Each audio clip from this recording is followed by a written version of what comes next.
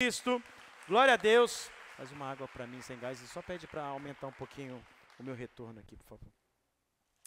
Amém, amados? Glória a Deus. Nós estamos numa campanha falando sobre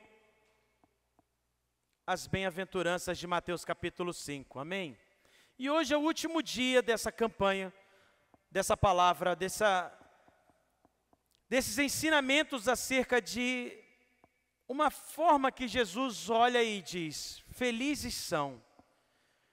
Jesus, quando estava diante da multidão em Mateus capítulo 5, ele sabia, como eu falei no início, que aquela multidão era uma multidão sofrida, era uma multidão triste, era uma multidão desamparada e que precisavam muito de Deus. E é por isso que ele dizia: felizes são quando vocês fizerem tal coisa, felizes são quando vocês tomarem tal decisão, felizes são vocês quando fizerem isso ou aquilo. E agora nós vamos para a última parte desse sermão, a última parte desse ensinamento de Jesus sobre a bem-aventurança, e que vai nos ensinar muito, e que vai nos revelar muito acerca daquilo que nós estamos prestes a ver acontecer no mundo à nossa volta.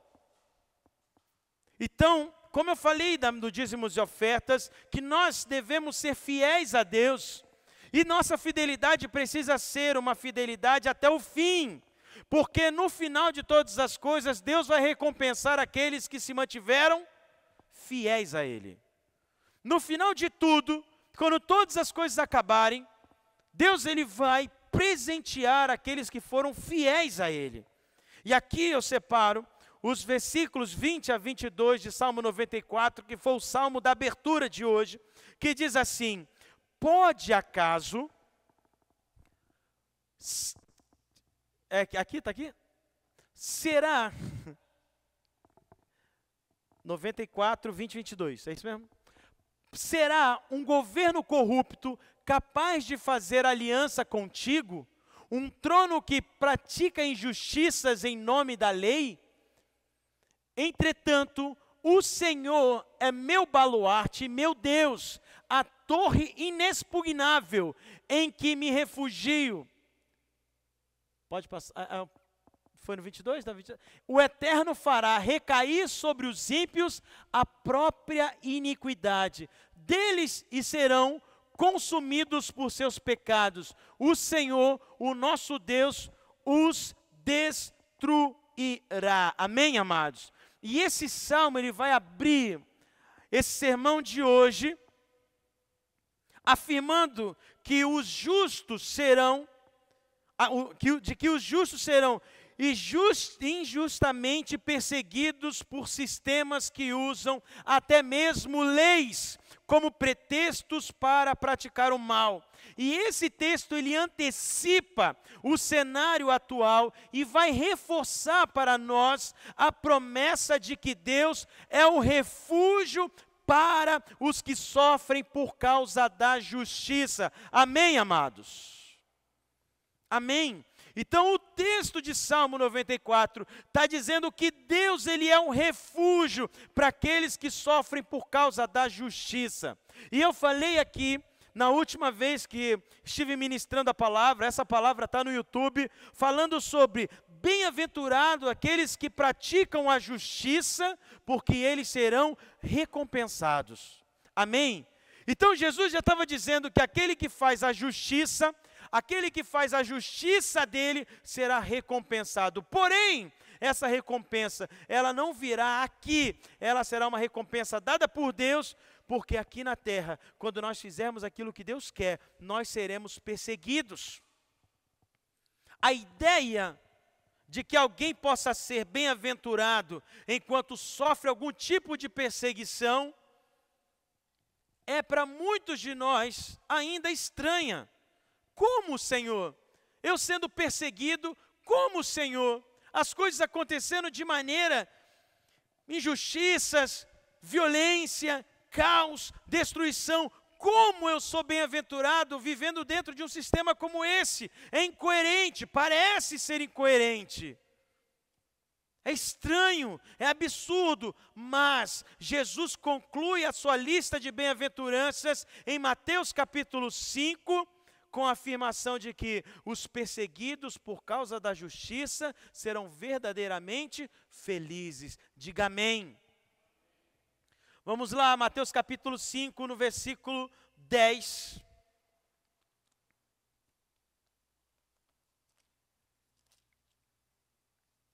De Jesus, pode deixar nessa versão aqui, depois eu vou ler, tá bom?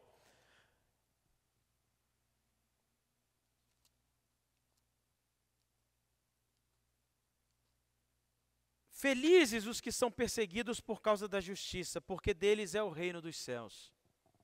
Olha o que Jesus está dizendo. Felizes serão vocês quando forem perseguidos por fazerem o que tem que ser feito. A justiça aqui, para quem ouviu o meu sermão sobre Mateus capítulo 5, versículo 7, se eu não me engano, não, versículo 6, a justiça aqui é fazer aquilo que Deus te chamou para fazer. Ser um ótimo profissional, ser um ótimo professor, ser um ótimo marido, ser um ótimo pai, ser uma ótima esposa, ser um ótimo empregado, ser um ótimo aluno, ser um ótimo ser humano. Aquilo que Deus te chamou para fazer, faça para ajudar as pessoas. E vai ter muita gente que vai ficar indignada porque você está fazendo isso. Vai ficar indignada. Mas Jesus está dizendo que se você é perseguido por fazer aquilo que Deus te chamou para fazer, você será verdadeiramente feliz, porque o reino dos céus é seu. Amém? Você pode aplaudir a Jesus Cristo por isso, porque deles é o reino dos céus. Então não se trata aqui de qualquer tipo de sofrimento, mas do sofrimento suportado em fidelidade a Cristo e a sua justiça, aquilo que Deus te chamou para fazer. Que Deus te chamou para fazer? Você está sendo guiada, ou você está sendo guiado a Deus para fazer o quê? Aquilo que eu já falei, eu ministrei essa palavra há um tempo atrás. Eu e minha esposa, nós fizemos lá em casa um podcast, e nós falamos um pouco sobre isso, sobre a visão clara que Deus me deu sobre essa palavra, e de como isso nos ajuda a entender o sentido nosso de vida, aquilo que muitos filósofos, aquilo que muitos teólogos, aquilo que muitas pessoas inteligentes, intelectuais se perguntam: qual é o sentido da vida? O porquê nós estamos aqui? Nós encontramos quando achamos Deus e colocamos como centro da nossa direção de vida. Amém? E aí eu começo a fazer aquilo que Ele pede. Então essa é uma das maiores marcas de uma fé autêntica e um dos testes mais reveladores da nossa identidade. Eu estou aqui para fazer aquilo que Deus me pediu para fazer. Não importa. Deus me chamou para fazer, então eu vou e faço. Porque eu sei que o Senhor é o garantidor da minha vida. Eu sei que é Ele quem vai cuidar de mim. Amém, amados? Então em tempos onde o mundo prega sobre conforto, o mundo prega sobre uma aceitação como sinônimos de sucesso, Jesus, Ele está ensinando para a gente que ser odiado, que ser caluniado, que ser perseguido por causa da fidelidade a Deus é, de uma forma paradoxa, uma bênção dEle. Ser perseguido pelo Senhor é uma bênção. Ser perseguido pelo Senhor é uma bênção. Então essa perseguição, longe de ser uma perseguição acidental, ela é uma confirmação de que pertencemos ao reino de Deus. Se alguém está te perseguindo por causa da palavra, se alguém está te perseguindo por conta do seu posicionamento, se alguém te persegue por conta daquilo que você acredita, então fique tranquilo, você está no lugar certo, está onde Deus te chamou para estar. Amém, amados? Então, qual é essa natureza da perseguição, pastor? Ela é uma natureza de perseguição física, verbal e ideológica. A perseguição contra os cristãos, ela além de ser real, ela é também uma perseguição histórica. Isso porque a igreja primitiva, ela enfrentou açoites, prisões, fogueiras, decapitações e exílios. Os nossos irmãos do passado sofreram para que nós pudéssemos ter a bênção de estarmos sentados aqui hoje.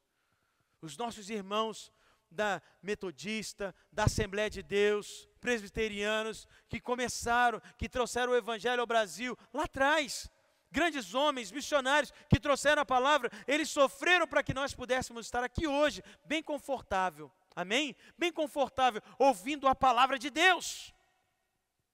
O apóstolo Paulo diz lá em 2 Timóteo 3,12, presta atenção nisso aqui.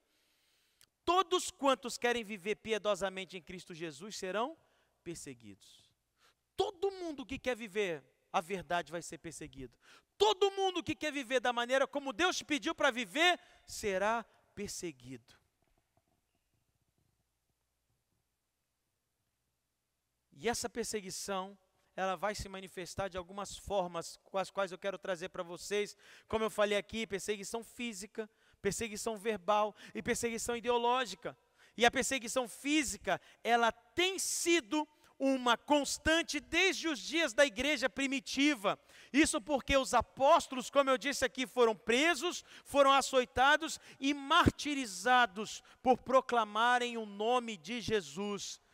Pastor, me dá exemplo de pessoas que morreram por causa do Evangelho. Me dá exemplo de pessoas que sofreram por Cristo na palavra de Deus. Nós temos Estevão, que foi apedrejado porque ele confrontou líderes religiosos com a verdade. Atos capítulo 7. Alô? Nós temos Tiago, que foi irmão de João. Ele foi morto à espada por ordem de Herodes. Atos capítulo 12, versículo 2. E por fim nós temos Pedro e Paulo, que foram executados em Roma. Um foi crucificado e o outro foi decapitado. Então, ao longo da história, milhares de cristãos foram mortos por causa da sua fé. Jan Hus foi um reformador do século XV. Ele foi queimado vivo por pregar contra os abusos da igreja romana. William Tyndale, tradutor da Bíblia para o inglês, ele foi estrangulado e queimado por tornar as escrituras acessíveis ao povo comum. E no século XX, nós temos regimes totalitários como o comunismo soviético, como o nazismo, que mataram e prenderam milhares de cristãos, porque eles se recusaram a negar a sua fé. E hoje, nos dias atuais, o que nós temos? Países como Coreia do Norte, onde cristãos descobertos são enviados a campos de trabalho forçados, e muitos desses homens e mulheres são mortos. No Irã, pastores evangelistas são presos por crime contra o Estado, simplesmente por liderarem igrejas domésticas, que são as nossas conhecidas células. O que muitas vezes, Senhor, eu não quero, meu Deus, mais uma dor de cabeça, mais uma célula, abrir uma célula, tem pessoas morrendo porque querem abrir um culto dentro da sua casa, e nós cristãos do Ocidente, nós cristãos do País Livre, nós estamos olhando, estamos desprezando aquilo que a igreja quer viver.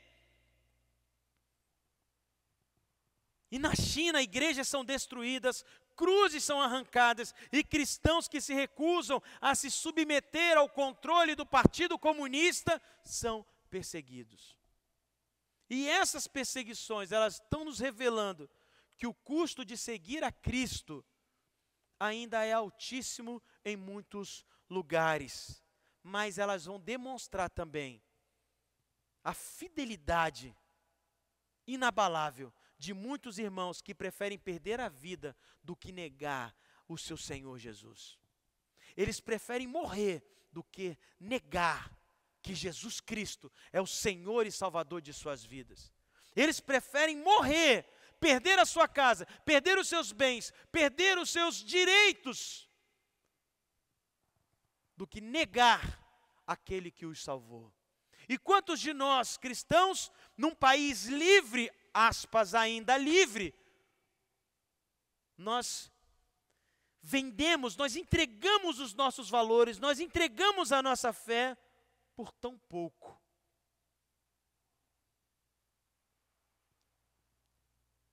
E nós somos provados todos os dias o quanto que não somos fiéis o suficiente. Mas hoje Deus vai mudar essa trajetória na nossa vida, amém?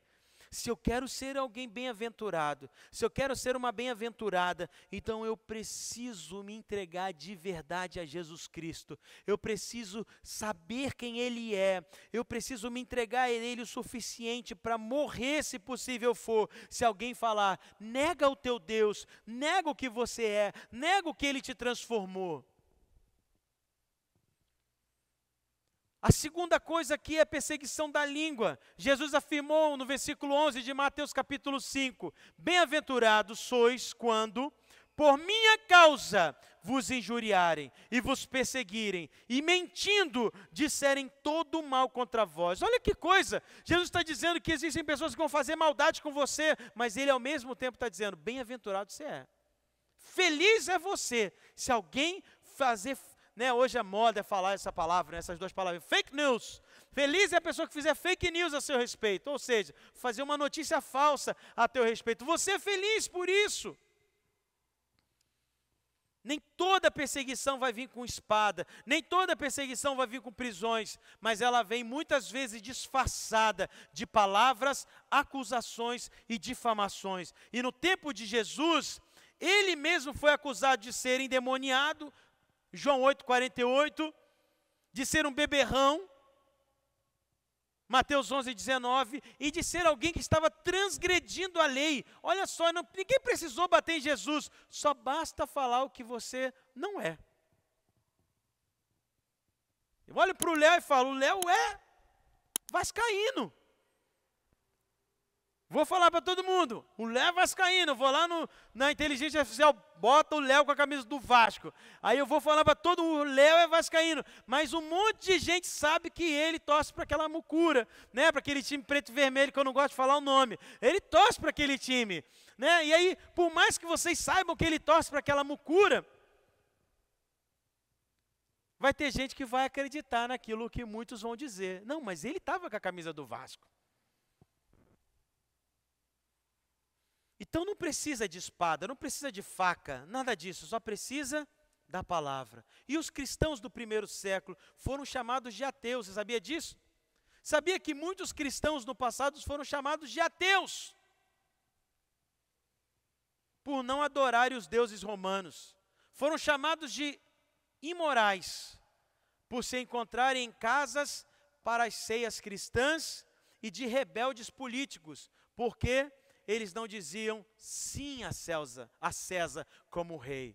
Senhor é nosso Deus, César. Não, eles diziam não, César não é meu Deus, presidente nenhum é meu Deus, fulano nenhum é meu Deus, o Senhor é meu Deus. E aí, muitos foram chamados de rebeldes políticos. Amém? Vocês estão entendendo, gente? E agora, no tempo moderno onde nós estamos vivendo, como que o Senhor dá exemplo disso, pastor? Cristãos que se posicionam contra o aborto, contra a ideologia de gênero, contra a corrupção moral e política, são frequentemente rotulados como intolerantes, fanáticos e até mesmo homofóbicos. E eu nem posso falar outras palavras aqui, mas eu vou falar como nazistas, fascistas. Nós, não é um público que se diz conservador, não é um público que se diz de direita, não. O que eles querem atingir é a igreja. Você não entendeu? Eu falo isso no Bola de Neve em Juiz de Fora. Pelo menos desde 2015, que o que nós estamos vendo acontecer é o que já estava previsto lá atrás. Nós seríamos rotulados como intolerantes, como pessoas que não amam, e vocês sabem que não é assim. E muitos vão sendo perseguidos por se posicionarem contra a violência, contra uma criança dentro da barriga de sua mãe. Essas ideologias que têm destruído as nossas crianças. E onde está a igreja? Onde nós estamos permitindo com que isso avance cada vez mais? Ah, pastor, mas isso não vai te atingir. Vai te atingir. Vai te atingir.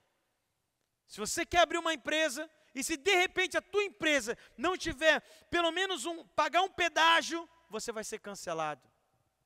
Se você entrar num curso, numa faculdade, e se você quiser estar bem no meio das pessoas, se você não pagar um pedágio, você vai ser perseguido. Tem muitos casos. Muitos pregadores fiéis à palavra têm os seus sermões editados fora de contexto, são colocados nas redes sociais para gerar o quê? Cancelamento, ataque e linchamento virtual. Nós estamos vendo isso acontecer o tempo inteiro. Pega uma palavra de contexto, pega aquilo que um pastor fala, separa, coloca nas redes sociais, e aí começa, olha o que o pastor Wellington falou, mas quem estava aqui viu e sabe qual foi o entendimento disso.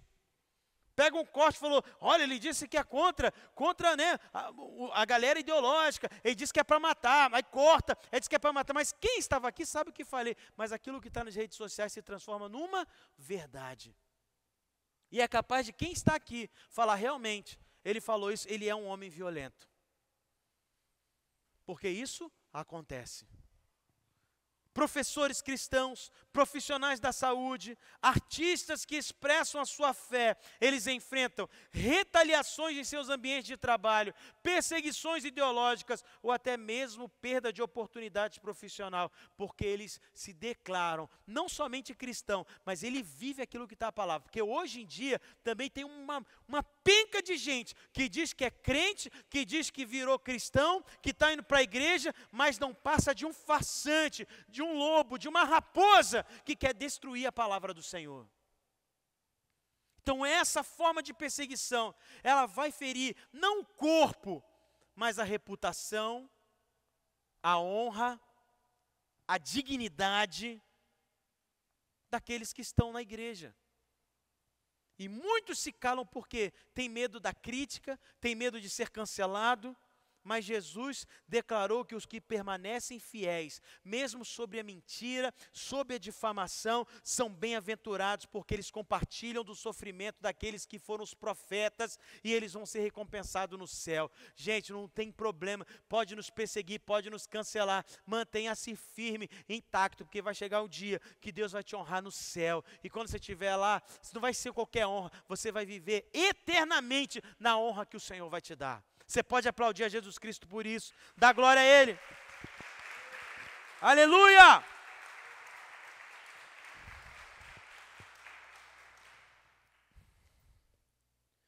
O Senhor Jesus foi caluniado.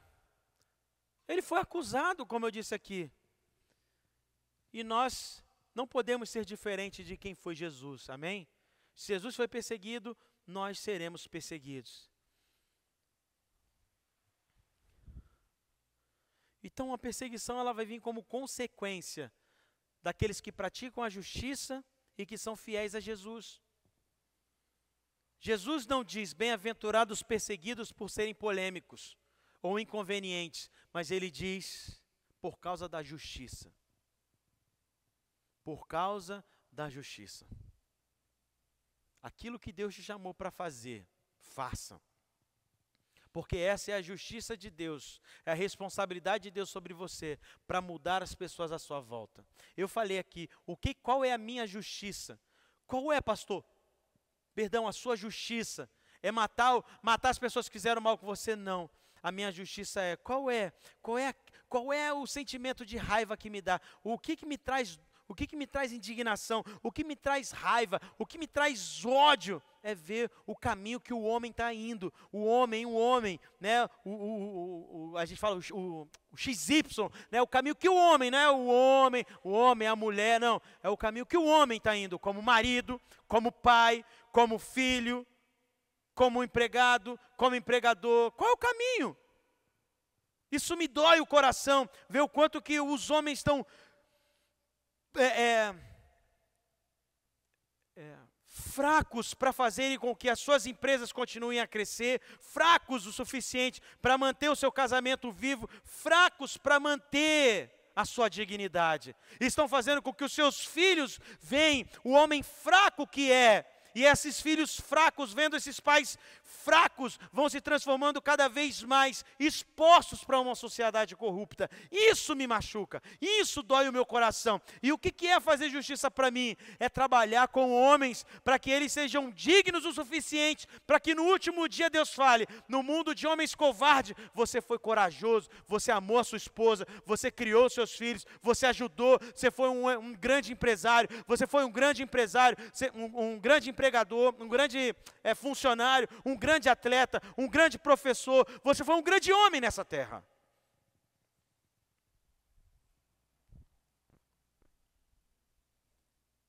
Amém? E o que me traz dor? Qual é a minha justiça diante disso? Quando eu vejo as famílias, casais se separando, a separação me mata. Pastor, nós estamos separando, me mata. A separação me mata porque eu sei que tem jeito. Na minha mentoria para homens eu falo, se você quer consertar o mundo, conserte a igreja. Se você quer consertar a igreja, conserte as famílias. Se você quer consertar as famílias, conserte os casamentos. E se você quer consertar os casamentos, conserte as mulheres. Não, conserte os homens. O mundo está assim não é por causa das mulheres, o mundo está horrível porque os homens não se colocaram no seu papel, a responsabilidade que Deus os deu. Pastor, mas a mulher ela não tem culpa? Tem também. Mas a responsabilidade nossa como homem não pode se perder. A nossa omissão está fazendo com que o mundo continue do jeito que está. E nós precisamos mudar isso através da palavra, amém? Evitando com que casamentos façam com que cerca de 10 milhões de crianças nos Estados Unidos fiquem órfãos de pais vivos todos os anos. Então qual é a atualidade que o Senhor me dá, pastor, dessa bem-aventurança no Brasil? Então ainda que nós, nesse momento, nós não estamos enfrentando nenhum tipo de perseguição física generalizada aqui nesse país, nós vivemos um crescente ambiente de hostilidade contra os ensinos da palavra, especialmente com aquilo que eu já falei agora há pouco, a defesa da família natural e do casamento bíblico, a distinção entre sexo e os papéis criados por Deus, qual é a responsabilidade do homem dentro de casa, qual é a responsabilidade do homem fora de casa, qual é a responsabilidade da mulher dentro de casa, qual é a responsabilidade de ambos para conduzir a família para a glória de Deus. A exclusividade da salvação em Cristo. Tem gente que está indo para ser entrevistado, está indo para podcast, tem um monte de lugar e está dizendo, e aí, existe outro tipo de, tem como, vocês cristãos só dizem que salvação só vem por meio de Jesus, é isso mesmo? Vocês têm que falar, tem gente que fica sambando para dizer a verdade, só para não ser cancelado na internet. Não é bem assim, a palavra realmente diz isso, mas a gente tem que pensar por um outro meio, a gente tem que respeitar cada religião. Gente, só Jesus salva o homem da perdição. Você pode ser de outra religião, você pode até ser até da religião crente. Só Jesus vai salvar. Não é você vindo para a igreja todos os dias, não é você entregando o teu dízimo e se tornando um bom religioso. Só Jesus salva. Não existe nenhuma religião que salva. Só Jesus. Mas isso me fere, isso está me ferindo, você está sendo muito agressivo. Problema é seu. Essa é a verdade, porque um dia Deus vai me cobrar e vai dizer, você não salvou aquela pessoa do inferno. E o ensino da santidade, do arrependimento como exigência do Evangelho. Amém? O que é a santidade? É você se separar, se guardar, se preservar.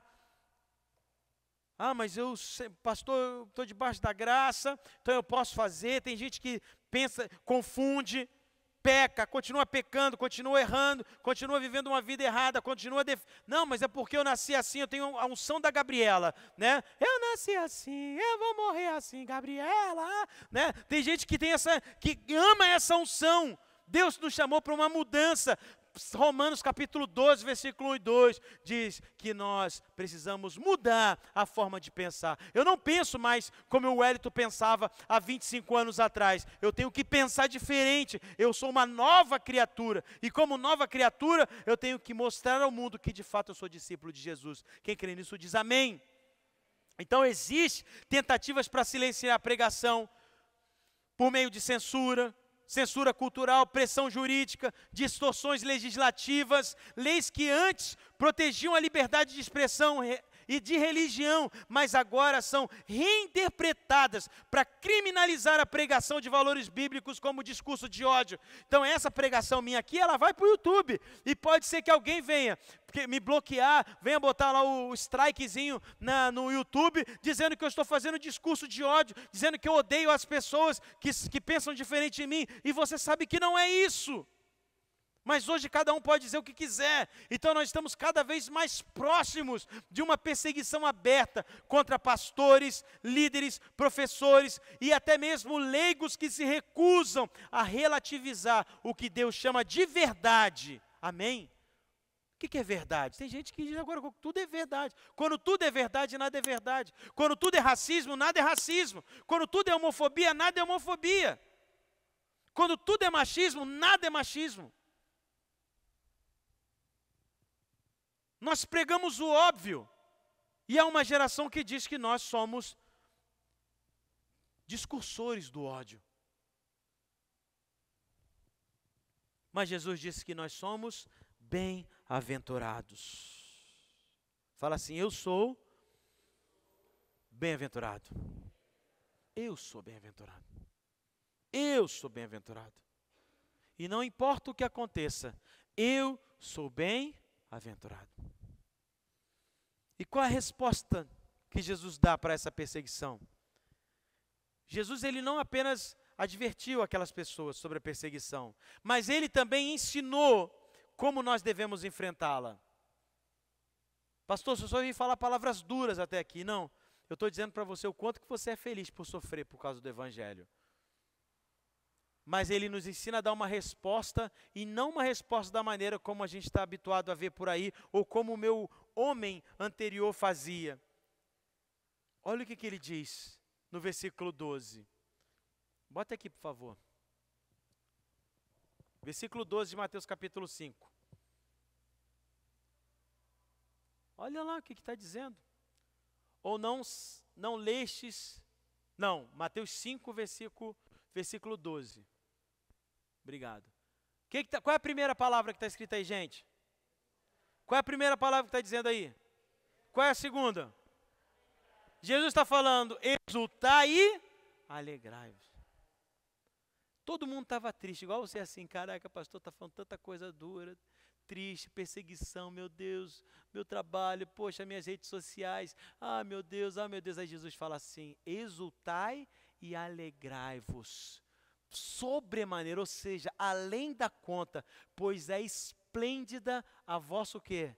Recompensa nos céus. Meu amado, a palavra exultai, ela vai descrever uma alegria intensa, como quem salta de contentamento. É a pessoa feliz que está pulando, o cara que acabou de casar, igual o Christian, vai casar, você pode ter certeza, o Christian vai casar em agosto, né? Em agosto, ele vai pular de alegria. Amém? A Alice vai pular de alegria, de exaltação, de júbilo diante de um presente que Deus deu, que é o casamento. Amém, amados? Amém? Então ele está dizendo, alegrem-se, estejam felizes por meio da perseguição, porque grande é a recompensa de vocês nos céus. Esse júbilo não vem da dor, mas ele vem da certeza de que existe uma recompensa no céu. É como uma mãe que está tendo um filho, uma filha, está sentindo as dores do parto, as contrações, ela está doendo, mas ela sabe que quando aquela criança nascer, quando ela olhar para aquela criança que foi desejada, né, que estava lá na barriga, fez ultrassom, ultra não sei o quê, você tentou ver, hoje você consegue ver o rosto da criança pela inteligência artificial, mas você está lá, está gerando expectativa, e caramba, nasceu, quando nasce, aquela dor é esquecida. Estou falando mentira, mães?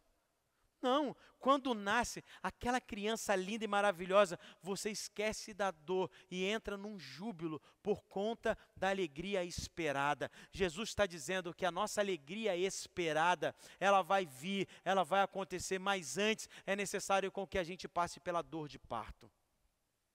Aí o homem fala assim, pastor, eu não sei o que é dor de parto. Eu sei mais ou menos, é só você ter uma pedra no rim, né? Eu tive uma pedra no rim, e olha, eu chorava, eu me dava soco na parede. Eu quero morrer! Eu socando a parede, Odete, calma, imagina eu no hospital, me socando. Eu queria que a minha mão quebrasse, para eu sentir a dor da minha mão quebrada, para não sentir a dor que eu estava sentindo. E o cara, aí vinha a enfermeira. Homem é fogo, né? Fresco. Fresco por quê? Garoto, isso aí é o que a gente sente quando tem bebê. Falei, é isso!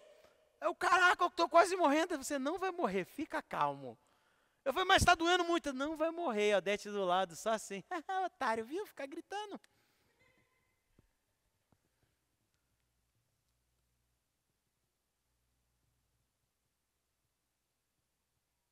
Fala assim, toda dor é por enquanto. Fala assim, toda dor é por enquanto. Marcos Almeida tem uma música que fala assim, né? Toda dor é por enquanto. É ou não é? Toda dor é por enquanto. A nossa dor não vai ser para sempre. Um dia vai acabar. A sua dívida, que é a tua dor de cabeça hoje, talvez seja a sua dor, mas ela não é para sempre. A sua crise familiar, com o teu marido, com a tua esposa, toda dor é por enquanto. Se você permite Deus entrar nesse lar, se você decido permitir Deus agir na minha vida como homem ou como mulher, para fazer do meu casamento, da minha família, um lugar de bênção, vai se tornar. Amém, amados? Jesus, ele vai encerrar as bem-aventuranças com promessas gloriosas para quem é perseguido. Deles é o reino dos céus. De vocês é o reino dos céus. Nosso é o reino dos céus. Eles podem ser, ou nós podemos ser rejeitados aqui, mas nós somos herdeiros de um reino eterno. Você pode ser perseguido, mas você é herdeira e herdeiro de um reino nos céus. Você pode perder bens, você pode perder likes, seguidores, reputações, mas vão receber uma herança incorruptível. Somos difamados por homens, mas seremos honrados por Deus. Seremos difamados por homens, mas Deus vai nos honrar. Por quê? Porque eu dei o dízimo? Porque eu dei oferta? Porque eu vim na igreja? Não, porque você foi fiel à palavra. Você foi fiel à palavra. E eu quero lembrar vocês que é necessário que a perseguição, aliás, que a perseguição ela não é um desvio no caminho do crente, mas ela é parte do caminho estreito, trilhado por quem é um verdadeiro discípulo e a discípula de Jesus. A fidelidade à verdade inevitavelmente vai atrair oposição. Mas a fidelidade, a verdade também vai garantir a nossa aprovação no céu. Somos bem-aventurados, não por sermos odiados, mas porque somos fiéis. Eu sou fiel à minha esposa, eu sou fiel aos meus filhos, eu sou fiel aos meus pais, eu sou fiel a quem me contratou me dando uma oportunidade de trabalho, eu sou fiel àqueles que vieram trabalhar para mim, eu sou fiel aos meus alunos, eu sou fiel aos meus professores. Eu decidi ser fiel. Eu decidi ser fiel. Ainda que alguém me persiga, eu serei honrado por Deus nos céus. Não importa o que aconteça, seja por pai ou por mãe, essa perseguição, Deus vai me honrar nos céus. A Priscila estava falando, cadê a diaconisa Priscila? E eu? A Priscila estava falando aqui com a gente no Café com os Pastores, quando ela aceitou a Jesus em 2005. Foi a primeira pessoa que nós ganhamos para Jesus. Quando ela aceitou a Jesus em 2005, ela comprou uma briga dentro de casa. E ela falou algo que eu não lembrei. Ela comprou uma briga dentro de casa, o pai religioso não aceitou e ainda não aceita a posição dela como uma discípula de Jesus, não aceita, mas chegou um momento em que ela optou, me batiza ou não, já tenho 21 anos. Ela quando se batiza, ela estava comentando com a gente aqui que, foi eu ou foi Odete que falou com você? Tinha que sair eu falei, olha só, a responsabilidade, meu Deus, agora que, ai me lasquei. Eu falei para ela assim, ó, você se batizou agora que você escolheu a Cristo, você já é maior de idade, sai de casa. Você não precisa depender dos seus pais. Você não precisa depender da aprovação deles. Se os seus pais não te aceitam porque você é um cristão ou uma cristã, sai de casa. Você consegue trabalhar? Você consegue pagar uma kitnet? Eu tenho vergonha de morar na kitnet. Então fique em casa e pertence saudações. Mas se você quer seguir a Jesus, amar os seus pais e respeitar, dentro da casa deles, se eles querem que você seja a religião deles e você tem condições de sair, saia. Mas honre os seus pais, ame os seus pais. Até hoje ela falou, o pai dela não aceita, mas vira e mexe, né? Vem pegar na igreja, já veio na igreja, e em breve Deus vai transformar o coração daquele homem. Ele um dia pode estar aqui, ou pode estar em qualquer igreja em Juiz de Fora, não importa. Eu não quero que, ele tem que estar na igreja Bola de Neve, não. No lugar em que ele se sentir bem, ele um dia vai estar com a Bíblia na mão e falando assim, Priscila, eu te persegui a vida inteira, mas agora eu encontrei Jesus, o meu Salvador. Isso pode acontecer sim ou não, gente? E se não acontecer? Tudo bem, o mais importante é que ela foi fiel até o fim. Então, que tipo de cristianismo eu quero viver? Um cristianismo confortável, adaptado ao espírito desse tempo, ou um cristianismo fiel, que prefere perder tudo, menos a integridade da fé? Se sofremos com ele também reinaremos. 2 Timóteo capítulo 2, no versículo 12. Amém? Amém, amados? Posso ouvir um amém aí? Você pode aplaudir a Jesus Cristo?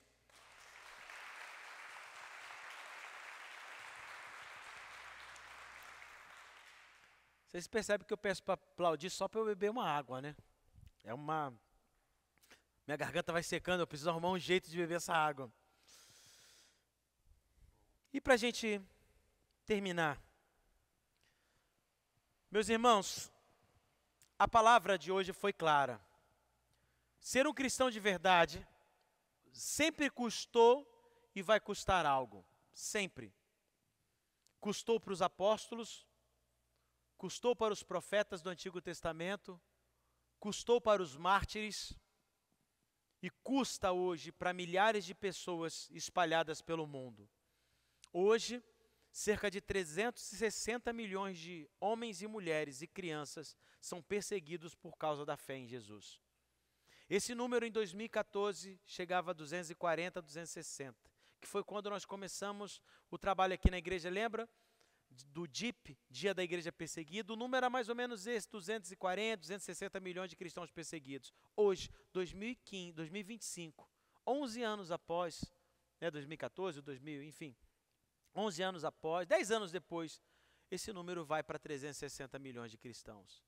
E quando é que nós vamos achar que isso um dia não vai bater na nossa porta? E quando é que o dia que nós vamos mudar a nossa mentalidade e achar que nós vamos ser raptados antes de passarmos pela perseguição?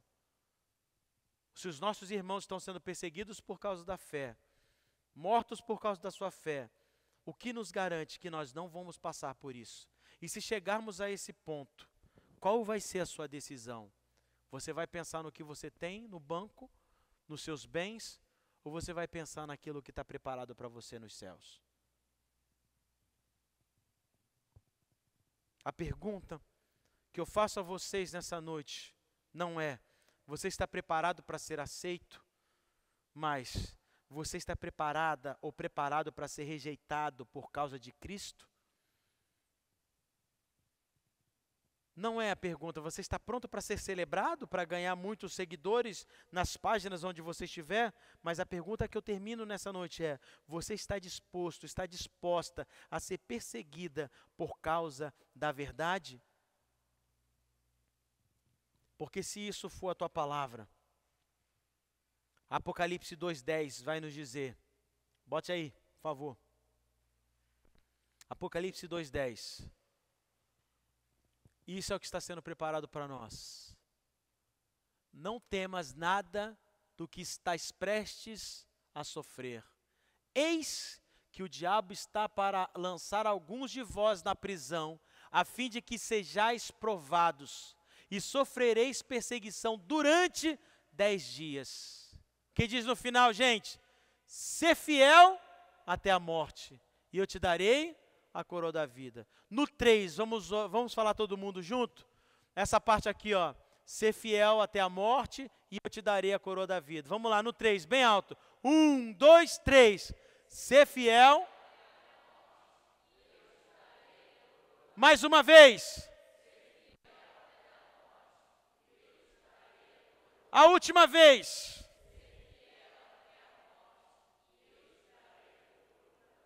Amém? Você pode aplaudir a Jesus?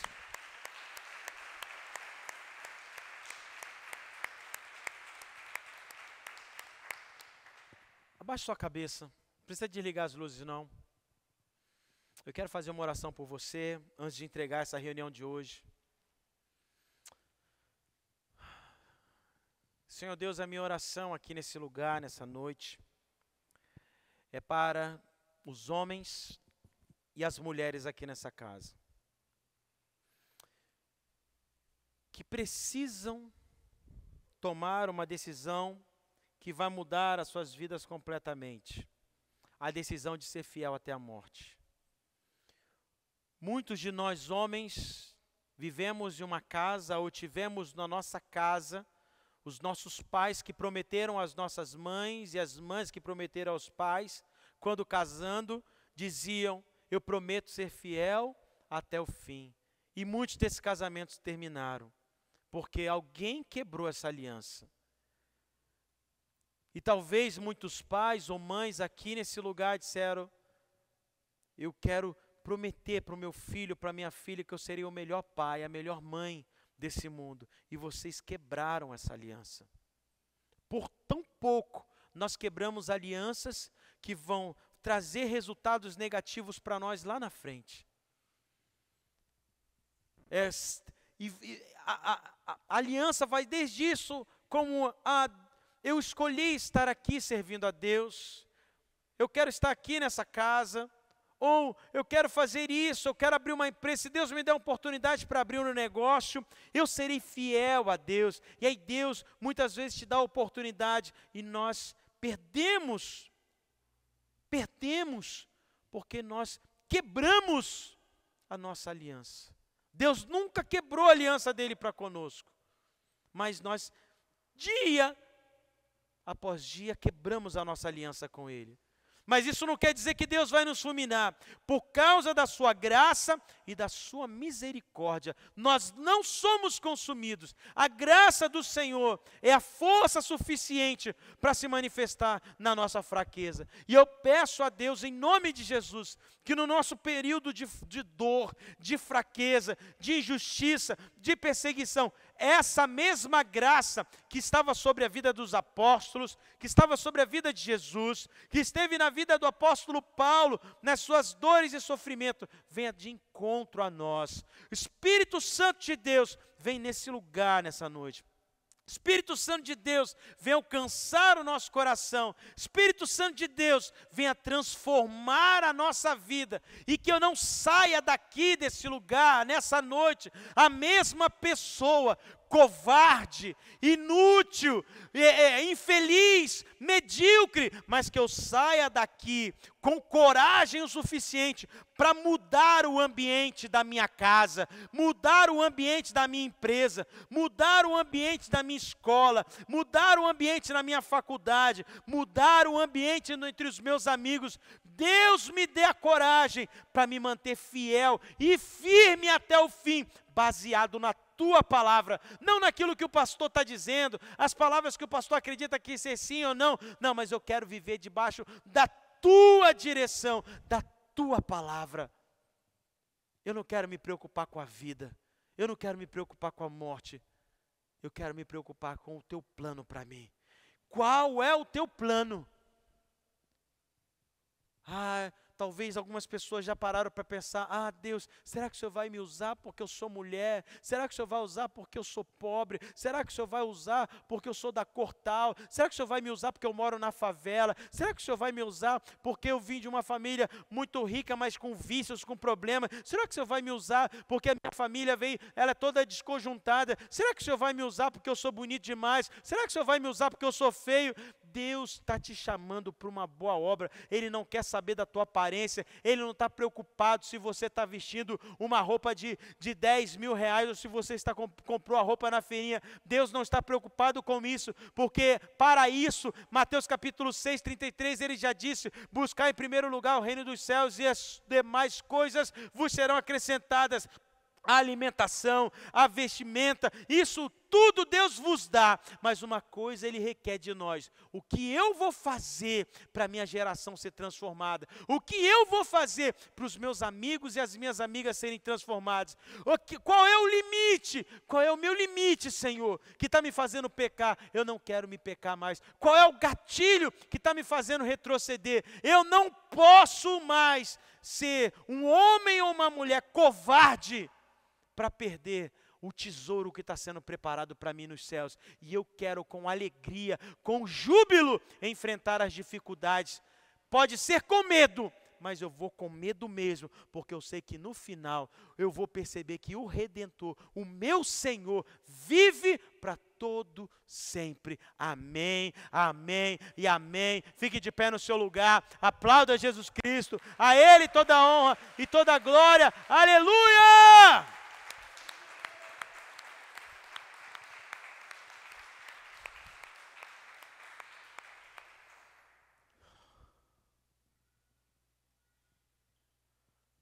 Esqueci. A minha esposa está lá. Ela está assim, a senha. Aí eu, senha. Ela, a senha. O senha. Ela está a senha. Eu falei, que? Ela, a ceia. A ceia. Amém? Quero chamar o Douglas, pode fazer a viola aqui. O Douglas que sempre, meu Deus, o Douglas vai olhar e falar, meu pastor,